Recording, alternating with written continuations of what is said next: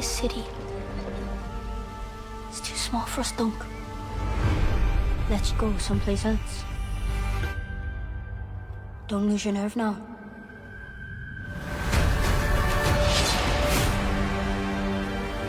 May the seven bear witness to our solemn and bloody offering. May they reveal the guilty in their falseness and find the truth. May the warrior grant victory to the innocent. Be vigilant. Don't die.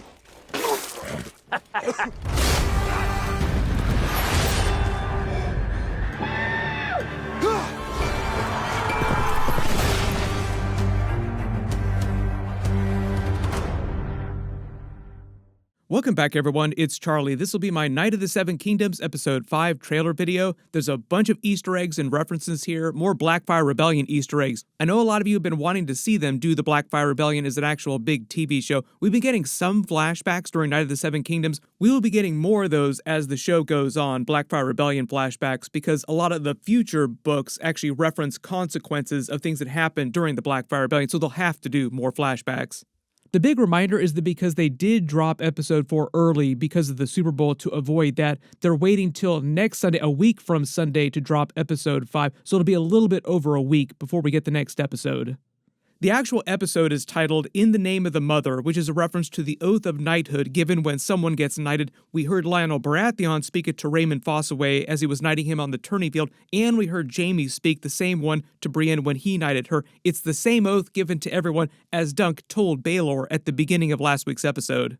The actual full oath reads, "In the name of the warrior, I charge you to be brave. In the name of the father, I charge you to be just. In the name of the mother," the episode title, "I charge you to defend the young and innocent." In the context here, I think it's referring to Tanzel Too Tall, but really you could apply it to pretty much anybody, like knights should protect the innocent and not be monsters like Aerion Targaryen.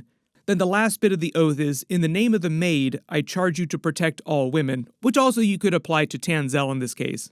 They actually start the trailer with another Blackfyre Rebellion era flashback with Dunk as a little boy in King's Landing in Flea Bottom trying to survive with his childhood friend who's either Ferret, Rafi, or Pudding maybe, because those are three friends that he talks about in the books when he's remembering his past growing up in King's Landing before Sir Arlen found him and took him on as his squire.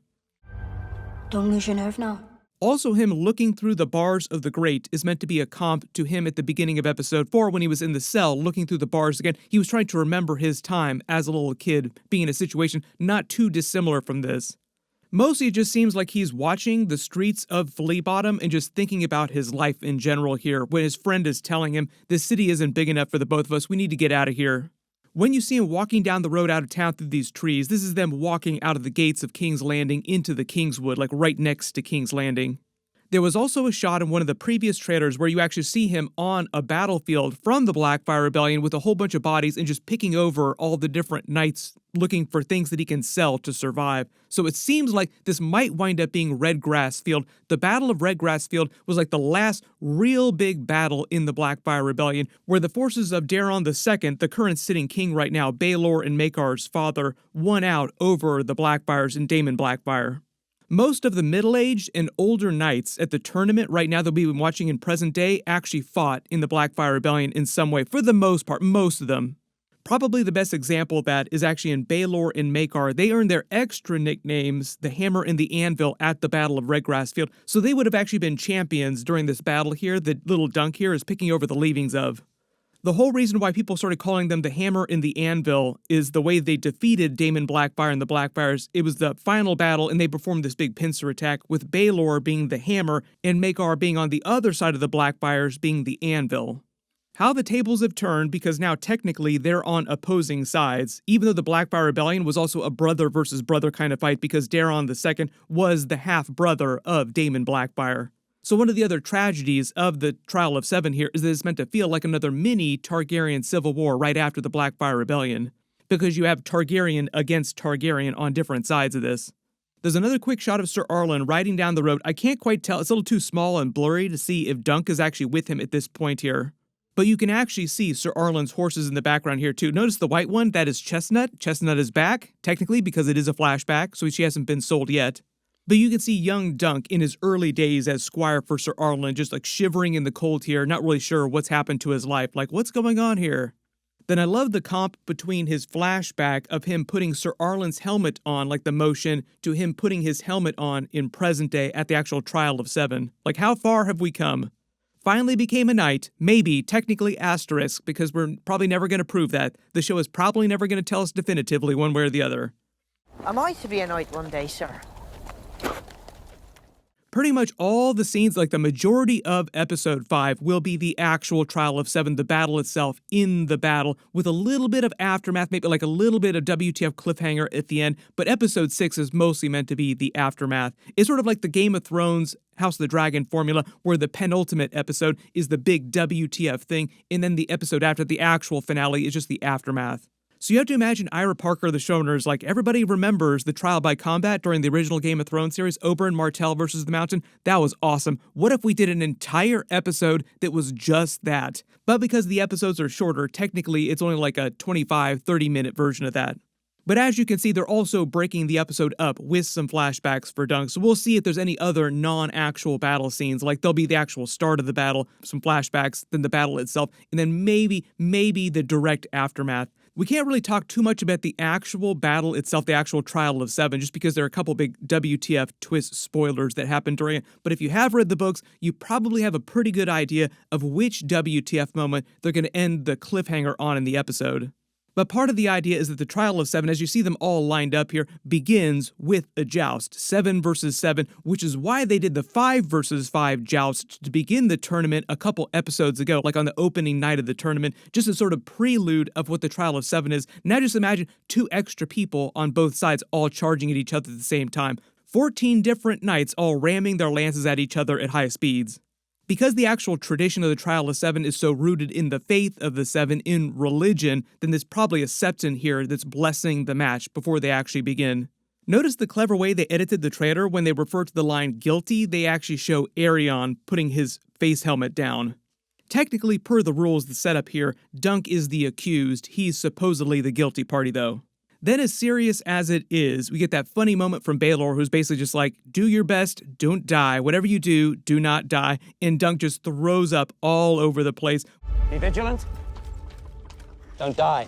Which is also a reference to him in the books having this very queasy stomach, being very unsure of himself, which is also at the beginning of the series, like season 1, episode 1, why they open with that funny moment with the Game of Thrones theme song that stops short, and him just completely losing it all over the back of that tree.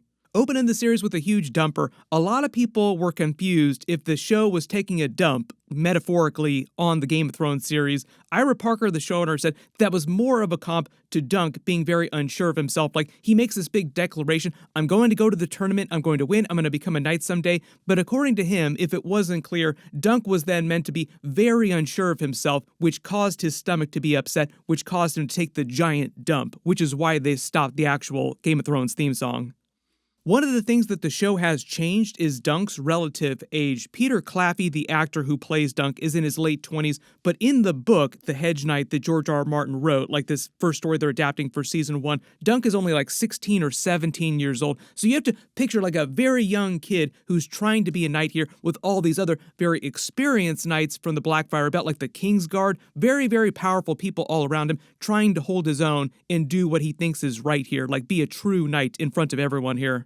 When you think about him also being a little kid, technically, even though he towers over everyone else, it really does change the context of a lot of these moments and adds a lot more impact to what he's doing.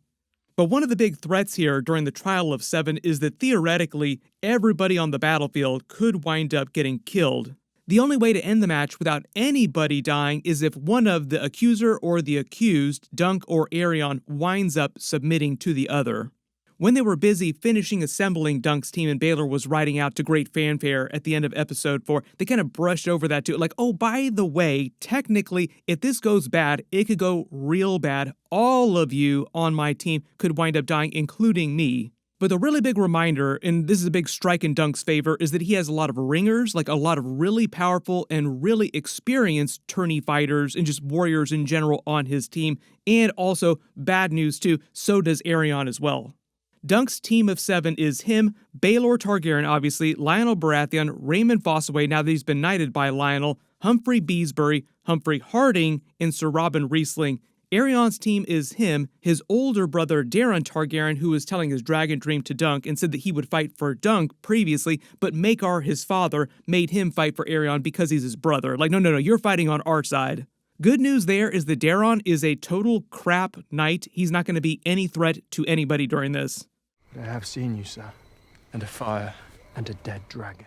You don't really get a great look at him at the end of episode 4 in the lineup there, but this is what his armor looks like. The actor who plays actually posted this. As you would expect, because he is a member of the Targaryen family and Maekar's oldest son, he also has very, very good-looking armor. Probably cost a small fortune to craft all the armor that all the Targaryens here at the tournament are wearing. Although technically Baelor's armor is Valarr's armor. That's also why he was struggling to get the helm off, because it doesn't fit him perfectly. He's a little bit bigger than Valarr. This will actually figure into what happens during the battle itself, like the fact that the armor doesn't fit him correctly will be a problem during the actual battle. Then the rest of Aerion's team is obviously Maekar, his father, Steffon Fossaway, who betrayed Dunk, then Willem Wild, Donald Duskendale, and Roland Crakehall of the Kingsguard. All some of the best knights in the realm. The 3 Kingsguard, that is. So part of the idea is that Dunk is now meant to have a fighting chance, like he might actually survive this, but also both sides are relatively evenly matched, like both of them have a couple ringers on their sides. Everybody post all your reactions in the comments below, and if you spotted any Easter eggs or references for the books in the trailer footage that I didn't talk about in the video, just write it below in the comments.